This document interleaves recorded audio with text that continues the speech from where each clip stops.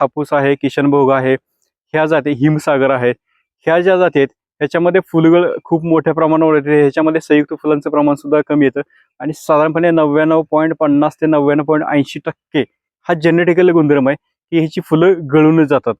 काही जाती अशा पण आहेत की त्याच्यामध्ये जरी संयुक्त फुल असलं तर त्यामधला जो पुकेसर असतो, जे नराचा पार्ट असतो ज्याच्यामधून परागकण बाहेर पडतात, ते पूर्णपणे स्टराईल असतात, वांज असतात.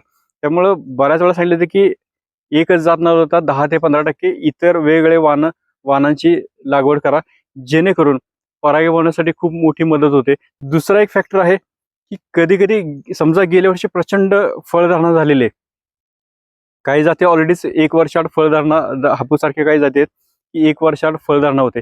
पण काही जाती जरी नियमित येत असल्या तरी सुद्धा त्याच्यामध्ये एक फॅक्टर कारणीभूत ठरतो की गेल्या वर्षी जर प्रचंड फळधारणा असेल, भरपूर बहार आला असेल, तर साहजिकच त्याचा ताण यावर्षी झाड तुम्ही कसंही खत व्यवस्थापन केलं तर त्याचा ताण पुढच्या वर्षात येणाऱ्या बहारावर बसतो.